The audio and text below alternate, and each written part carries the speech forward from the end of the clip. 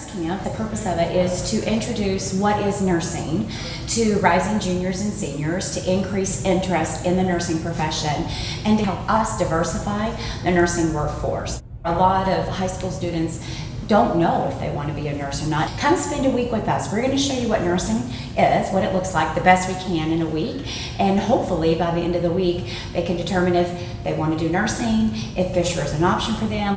I've always kind of been interested in the healthcare field. I grew up with my sister really sick. I think it's super cool, just being able to be in the field and get so many different perspectives and all these people who are also eager to, join the healthcare world. I think it's exciting for the future.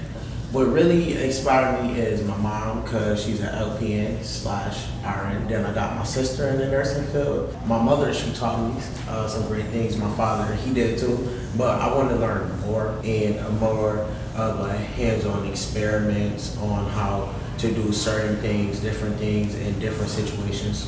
Really what we want them to see during this week is what's the full complement of nursing. As a nurse, what are all the things that you can do? What are some of those things that are really exciting for you? Do you grab a passion for that? When we think about the nursing profession, it is more than what you just see on TV. And so this is to give students an idea of what that all looks like.